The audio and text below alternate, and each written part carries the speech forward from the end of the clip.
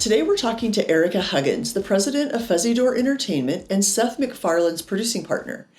Erica shares with us some incredible insight into her career, the importance of mentorship in her life, and why she prioritizes staying curious. Most interestingly, Erica talks to us about knowing when it's time to move on, when to ask for help, and how she's done that with grace throughout her entire career. You ready? Well, we're so excited to have you here. Thank you for having me. Absolutely. So, we really want to hear your story. It's like you've had such an extraordinary career.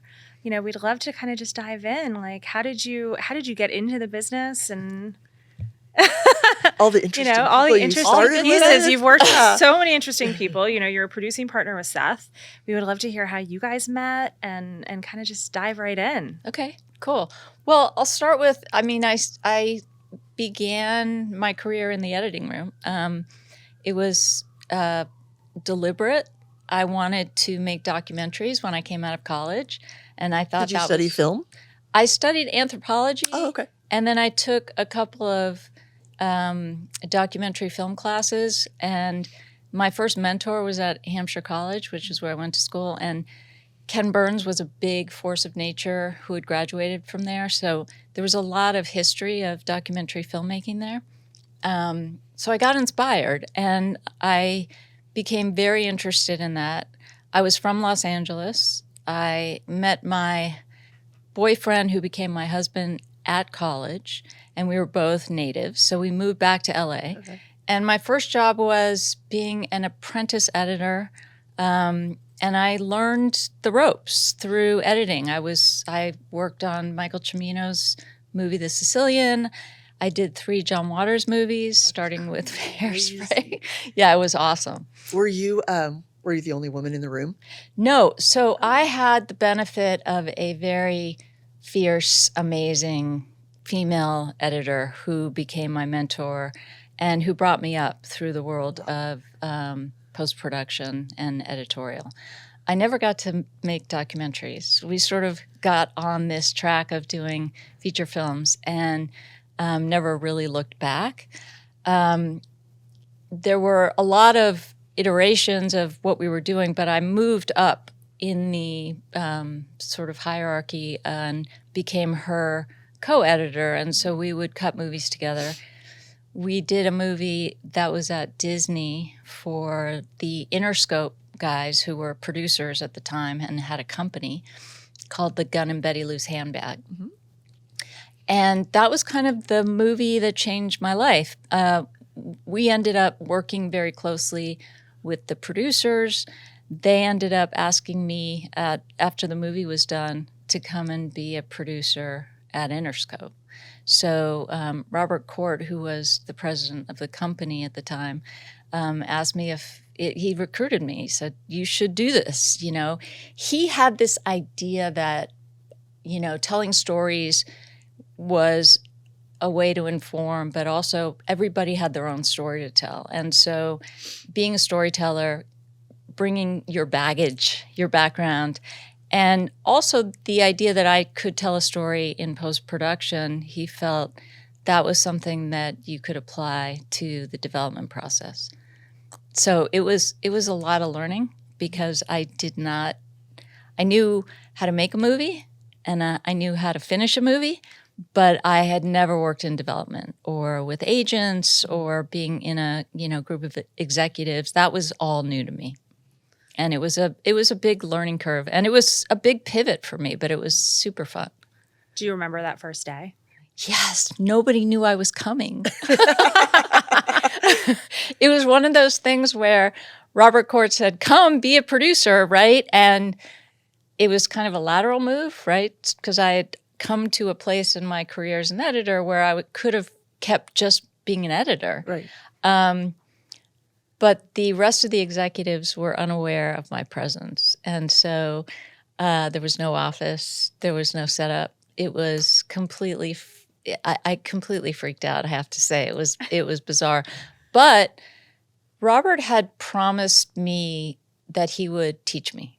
And he offered for the first couple months that I, be in the meetings with him, meet people through his meetings, go to lunches with him, be on phone calls with him, and he kept his word. So I got to learn by sort of watching and being part of it without feeling like I was thrown in the fire. And it was a great learning experience. It was a great investment of his time in me. And I was there for 10 years. Wow. Yeah. Do you feel like the behind the scenes and the creative work that you did helped you become an executive? It helped you in dealing with talent and knowing that side first? I think so. I mean, when you're on a movie set when you're making a movie, and it used to be that we always went wherever the movie was shooting. Yeah. So I was on location a lot in Baltimore with John Waters, but I did a lot of location work.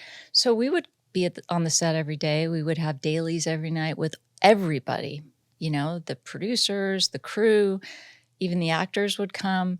And yeah, there was a camaraderie and a familial feeling about what it took to get a movie made. So I felt like I had a lot of experience understanding what it was like to be on set. And I was surprised to learn that the development process was, a lot of the people that I had met or were meeting at Interscope those first few years had never made a movie. So I had something to learn from them, and they could learn from me also, because the act of being with all these people daily takes a little bit of understanding personality and just the psychology of how the hierarchy works. The mentors that you're talking about, and then you're mentioning, they seem like they were really important, for your career development. Have you felt that kind of paying it back? Do you feel, are you a mentor? Did you feel like that was important after you had that experience?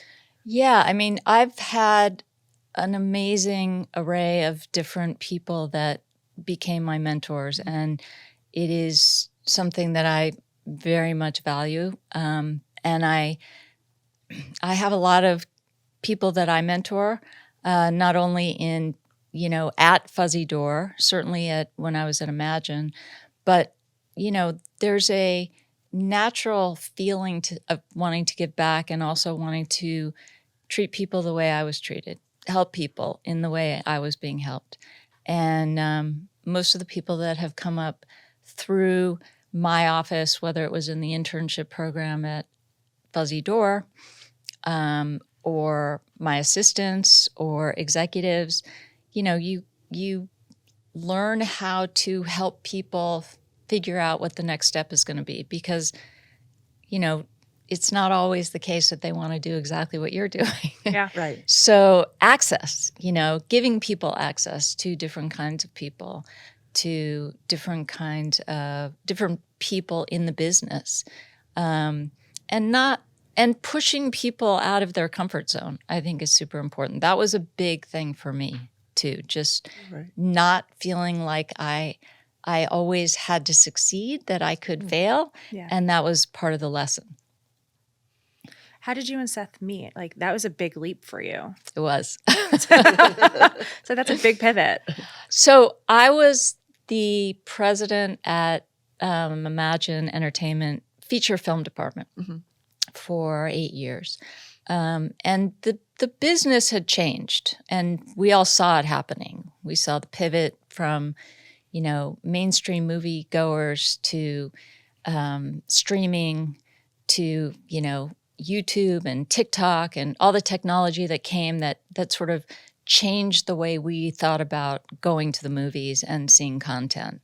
And I found myself unable to do as many things as I wanted to do in the situation that I was in, because it was a bifurcated company. So there was a movie department and there was a TV department. And what was happening was a lot of the movie projects that I had were moving into television.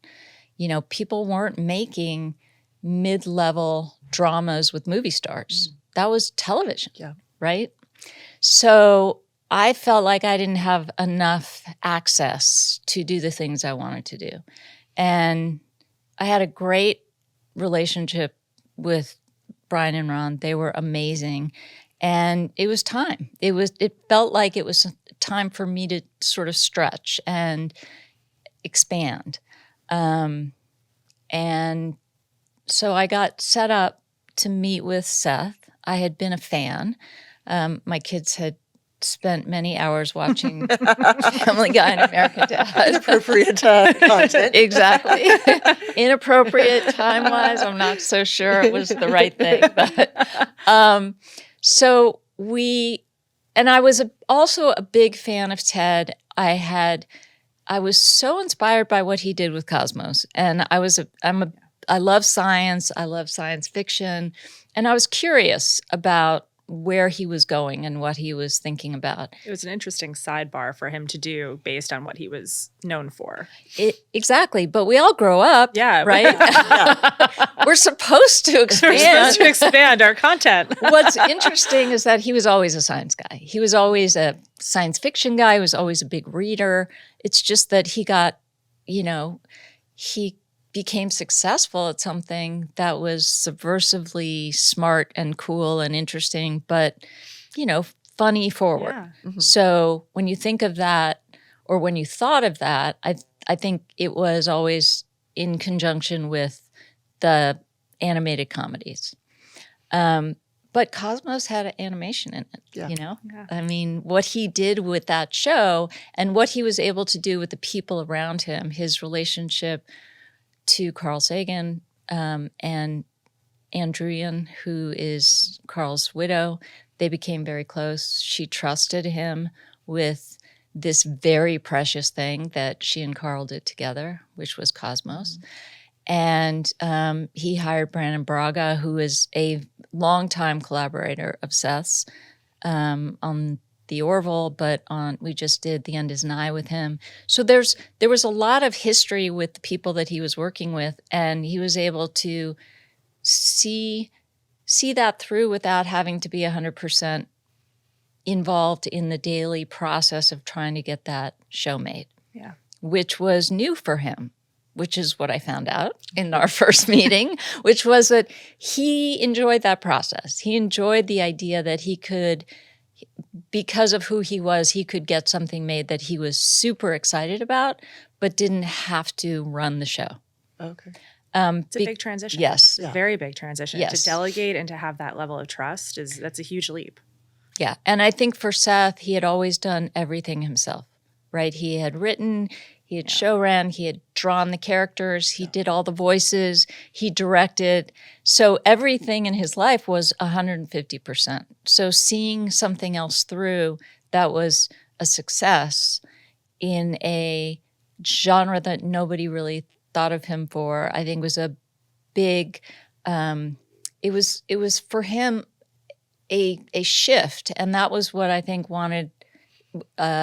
created the interest in wanting to build a company. I think he saw all his peers doing it. I don't think he saw how he could do it until Cosmos. And so when I met with him, we had a lot in common. We talked about Cosmos, we talked about books. I was very excited about science fiction. I was watching the Orville, which I thought was amazing. How did you even get the intro? How did you even get there in the room together? So Risa Gertner, who is my very good friend, but also has been sort of my fairy godmother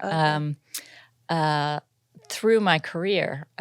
She introduced me to Brian Grazer. Okay. She introduced me to Seth MacFarlane. Oh my gosh.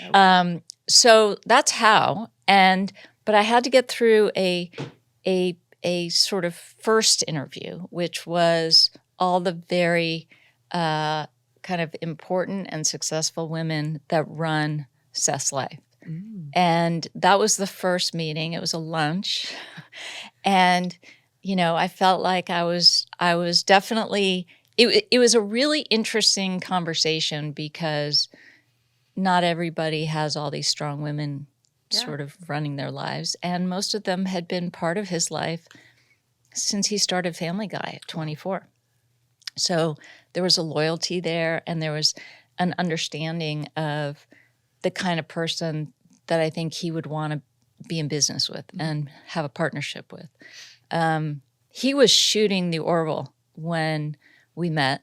So the time was, it was a very small window for us to first meet. And then we followed it up with a drink. And I think we just he saw what I was, and I saw that he was interested in me sort of taking the lead. And I was excited and ready for it. I was ready to run a company. I had learned a lot from my previous experiences. And it was, Fuzzy Door was kind of a name on a door. It wasn't a company when I walked into that beautiful office 5 years ago. Okay. There was no infrastructure. There were a couple of people in the offices, but it was not a company. And so, he trusted me to build the company. And at the time, we were also finishing out our deal. He was finishing out his deal, I should say, with 20th. Okay. And now that he had a company, we were looking for kind of a bigger, better way of presenting what Fuzzy Door could do. Mm-hmm. And so we ended up getting a deal with UCP, which is Universal Content Productions. And it's funny, it started a few months before COVID started. Mm. So that was a really interesting transition, trying to meet new people, become good partners with your studio, and everybody's, on Zoom. And so we actually didn't meet each other for a long time in person. But COVID was a really interesting time for Seth and I, because before that, he was very busy on Orville. He was show running, he was directing, and he was starring in it. So there was not a lot of time for us to sort of interact. I mean, we would text every day and talk, but we didn't have a lot of time to really think about process and how things were going to work. So I just made things work the way I knew how to, make them work. And when he had some downtime during COVID, it was a really good time for us to get to know each other and understand how we could work together. And we trust each other. And he trusts me, and he lets me do my things that I'm excited about for Fuzzy Door. I'd worked with men for a long time, and I knew how to work with Seth. It seemed like a natural fit. He liked working with me. He likes working with me, I should say. We have a lot of similar interests in terms of wanting to disrupt, wanting to, find ways to tell stories in new ways, to, look at the marketplace and do something that nobody else is doing, and not necessarily, do what everybody seems to be doing well. I think that there's a lot of times you hear no, and you have to come back and figure out how to get the yes, as opposed to just giving up. And that's something that I think we both have in common. We're not easily dissuaded by a no. Okay. When you walked into Fuzzy Door on that day one, were you completely overphased? Did you have doubt? Were you, were you, when you think back on that, what were your fears? How did you overcome them? Because that was a big role, especially since it wasn't a fully developed production company at that point.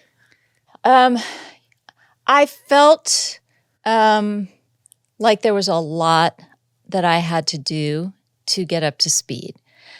But it wasn't doubt so much as, a lot of fear that I had to, work out what the first steps were going to be in order to get what was a startup.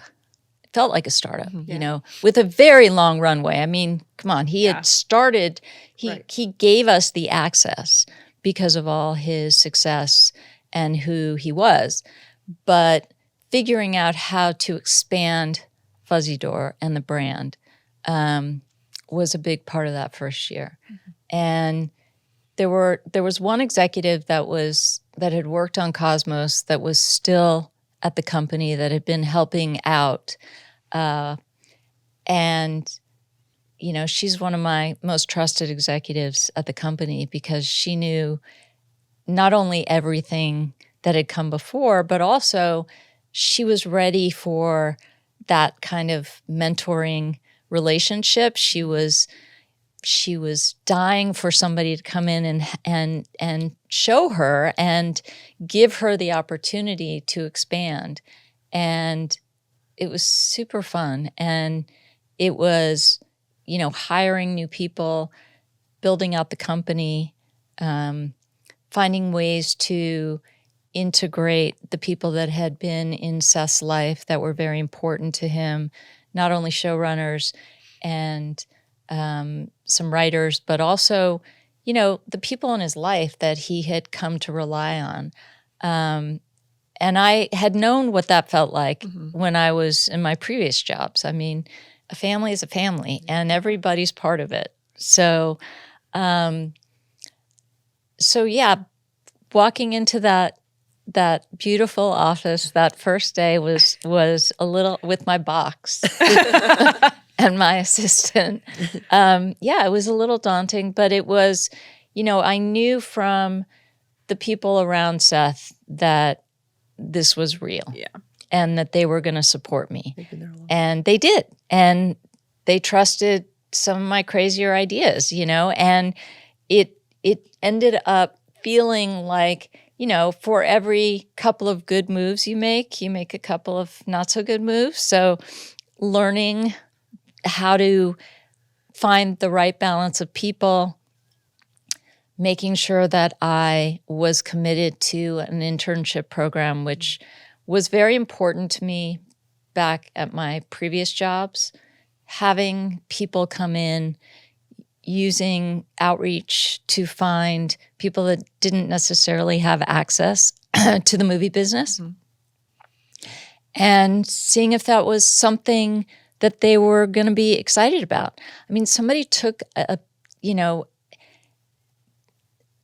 Robert came to me with this proposal to come and be a producer. I hadn't really thought about it. I was enjoying my life as an editor. It wasn't like I was looking for an out.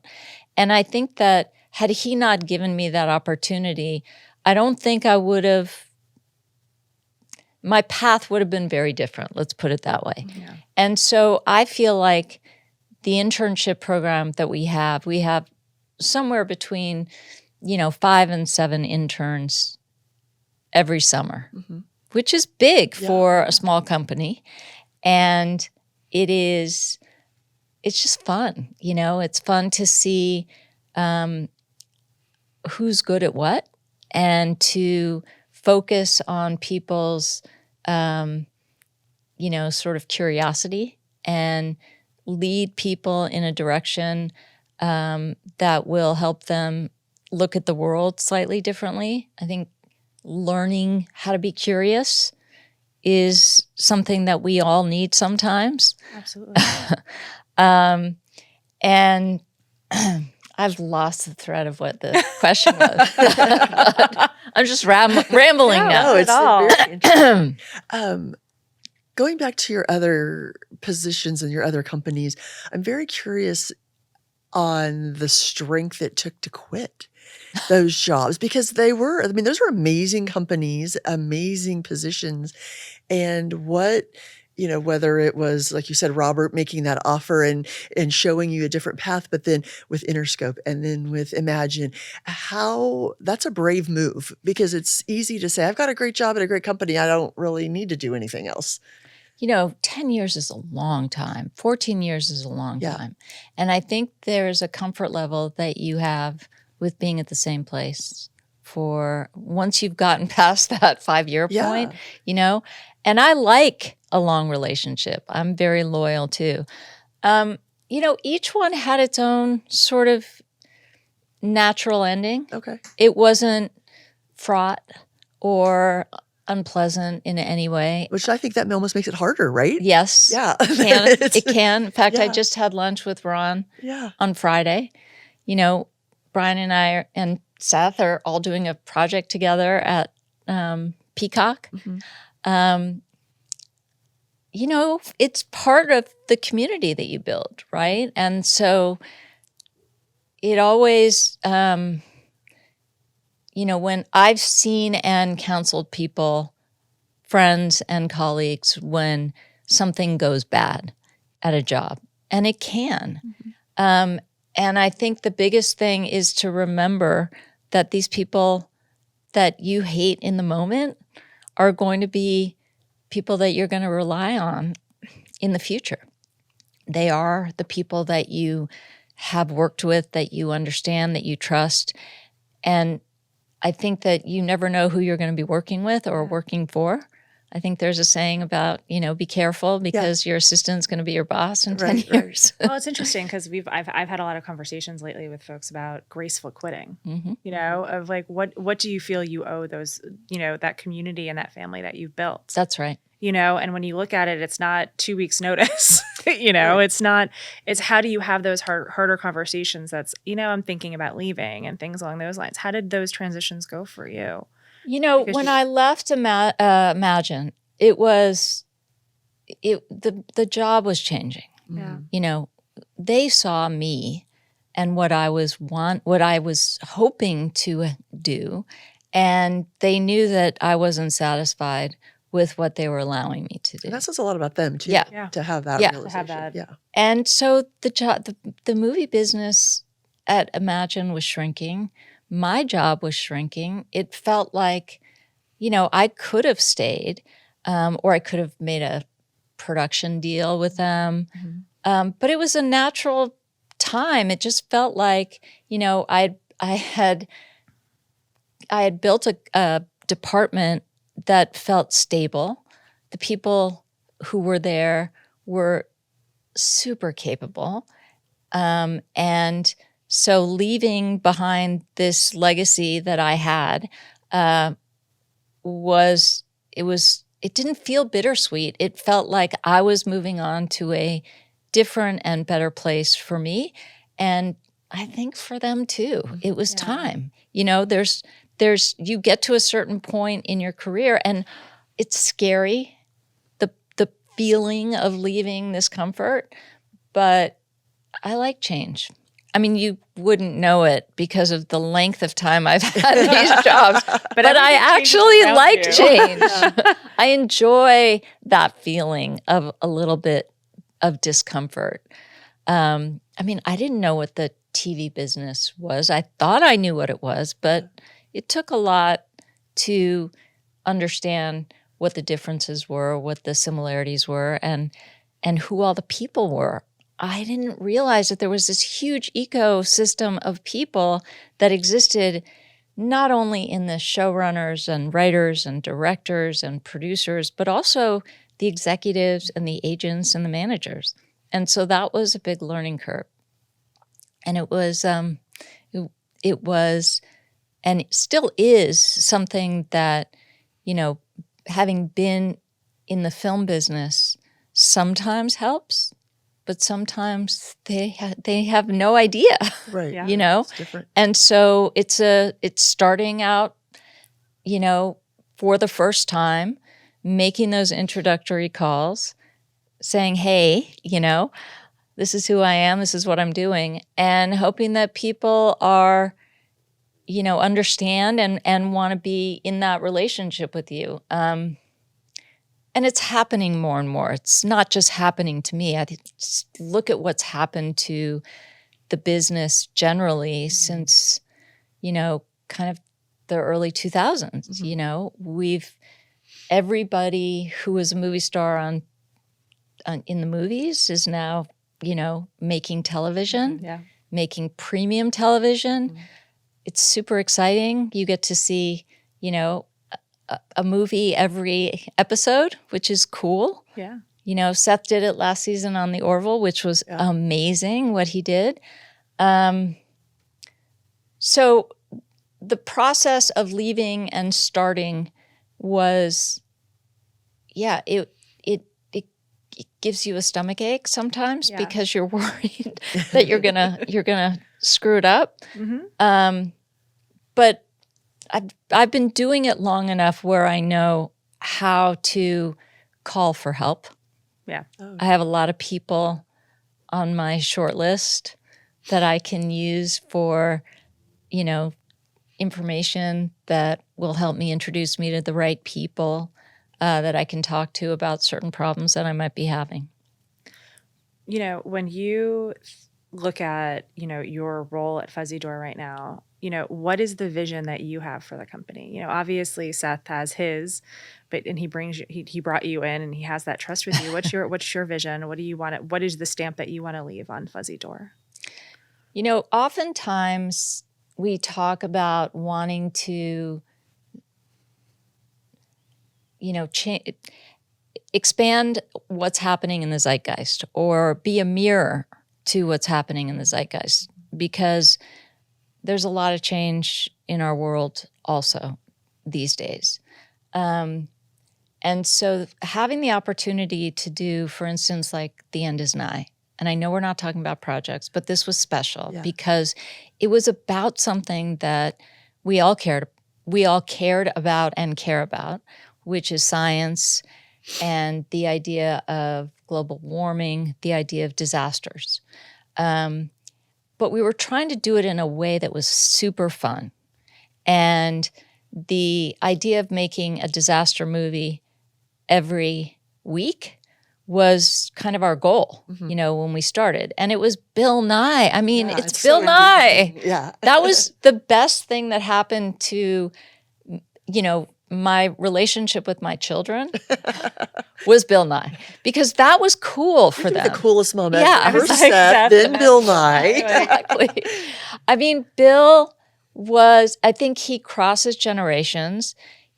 Everybody knows who he is. He's a bigger star than most people I've ever met. Being out with him, people flock.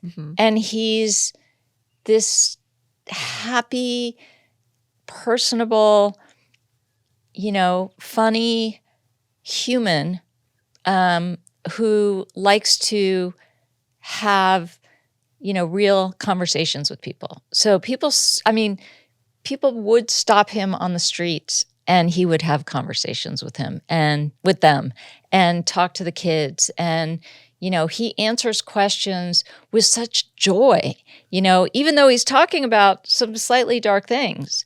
You see the joy in his voice, the hope that we are better than what we've exhibited so far, at least. Right.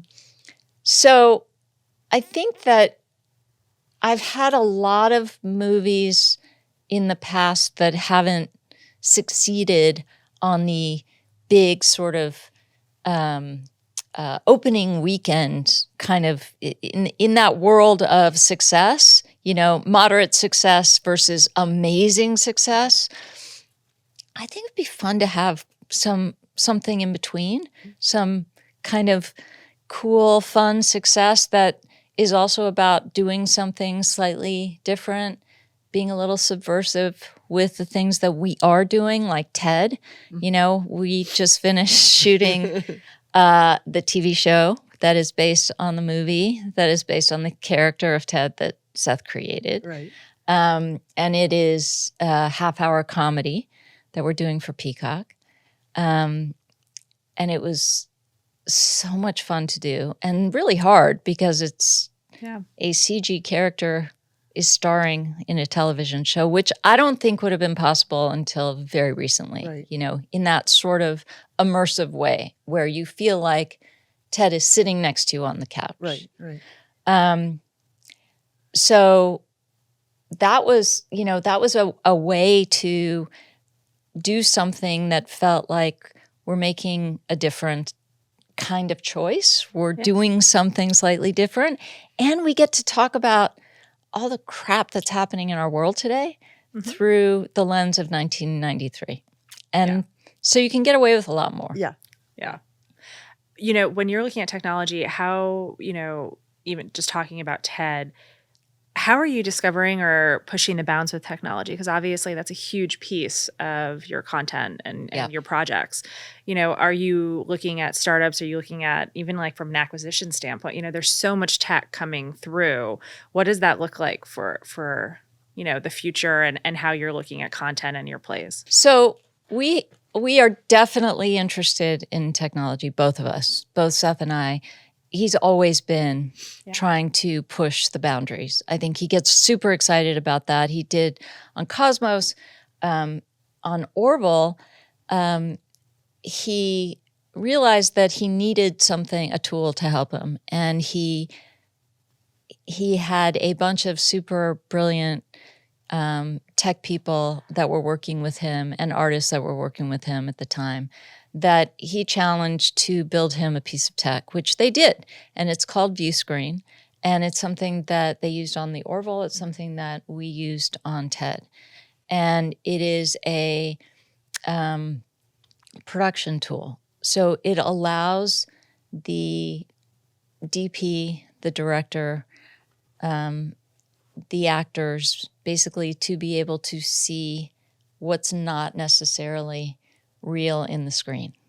So they don't have to do off-camera things along those lines. Well, imagine Ted is sitting or trying to act to nothing. You right? act to nothing. Yeah, you see those in things. that screen over there with ViewScreen, Ted would be sitting there. That's very cool. So it's the easiest way to describe it, right? It allows everybody to understand how it's going to work in the final product. So it gives data to the visual effects people. It allows us on our phones. Anybody who has an iPhone can basically use this technology. It tracks in real time the movements of a particular character. For instance, Seth, being Ted, it tracked his facial movements and it tracked his body movements so that when we get into the editing room, we already have a lot of information about how Ted is going to jump up on that couch and, put his arm around you and start talking. So ViewScreen helps that process. And we're just about to launch ViewScreen. We have created a company called Fuzzy Door Tech, which is really exciting. That's very cool. Yeah. And so I think the dream is to continue down that path, to continue to look at how this technology can expand. We've already talked about using it on one of our other movies for location scouting and real-time understanding, how a visual effects shot could work in a particular location. Again, in real time. You're on the scout, you're with all your people, the whole crew is there. You pull up your phone and you can see that police car and how it's going to look in that particular alleyway and how it's going to, do its stunt, and will the alleyway work for that particular stunt in real time? Or the Orville ship landing in on a different planet at sunset that you're shooting out in the middle of the desert in Los Angeles. So it allows you to see in real time the way in which these shots will actually look. It also gives the actors access to sort of what they're looking at, what they're supposed to be in awe of, what they're supposed to be afraid of. So it's pretty cool. That's really very cool. Yeah. I was going to ask you if you miss the creative and the production side, but it sounds like this role you are able to be in all the things you love. It's true. I can hear it just in you talking about what you're working on. No, it's not good. Just an executive role. It's you're able to have hands in everything. It's great to, yes, I love it. But I also know my limitations and where I need to focus. So I also am really happy to have people at the company that are really good at doing things that I'm not as good at right now, and building a team with people that have a skill set that you don't necessarily have or can't have anymore because of the other job that you're doing. But yes, I love being on set. I love being around, actors and writers and being in the room, but I also understand that we're running a company and there's a lot of people now at that company. And I want it to be successful. So how big is Fuzzy Door right now? There's probably 25 people, I would say, with all the support staff, our assistants, HR. We also have Fuzzy Door Tech who come in and out of the office space. And, we have the post-production folks for TED in our offices, and we also have the editing rooms. Okay. So it's robust. Yeah. There's a lot happening. Yeah. It's Versus fun. that first day with your boss. Exactly. It's definitely a different vibe, a different feeling. Yeah. Well, I know we got the time limit, but I want to ask, what are you watching? What are you loving? What are you reading? What are your favorite things to kind of unwind with for entertainment? Last night we watched Succession, Yes. and we're sort of obsessed. And it's funny, it makes me anxious every time I watch it. Right. It's one of those shows that you have anxiety because you're like, well, what's going to happen next? What am I going to see? Yeah, it just gives Go. me anxiety all the time. But I I watched The Swarm, which I really loved. I dipped into Yellow Jackets, which I hadn't seen before. I'm trying to look at all the different kinds of things that are actually happening. We loved Shrinking, which was super fun and funny. We just saw Tetris, the movie, which is excellent. And really, I have to say, just so much fun to watch and such a crazy story. We try and see a lot of movies. Good. And it's hard because the ArcLight is no longer in my neighborhood. The ArcLight. I'm looking right at you. I know. No, it is hard to go to the movies now sometimes in some markets. Well, it's also just time. Yeah, but I do love what you've evolved in your different positions and your different companies now, that's seamless from streaming to premium television to theatrical movies. It seems like I think that's lovely for content and for consumers we can find something everywhere. It's the greatest moment for consumers. Yeah. I mean, it is. Absolutely. And, I think that the business is going through some, hard changes right now, but I'm certain that we will find the equilibrium to keep it going, because this anytime television, OTT, whatever it's called these days, is definitely here to stay. We all know that it's not going away, and we all feel that, do we have to have, all the subscriptions to every streamer?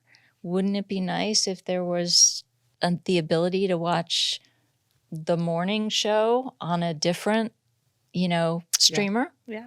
Or, something that we talk about a lot is just how the business is changing and what the things are that need to sort of be sustainable. And I think that's one of them, is how can you, and I think it's starting to happen, how do you watch your favorite streamer that you want to pay for, which is 100%, especially in this environment when you're looking at inflation, everybody's cost cutting. So when you're looking at a bill and you see, I spend $300 on all of my subscriptions, all my streaming. Plus you pay for cable, That's linear. Right. Yeah, You're, that's right.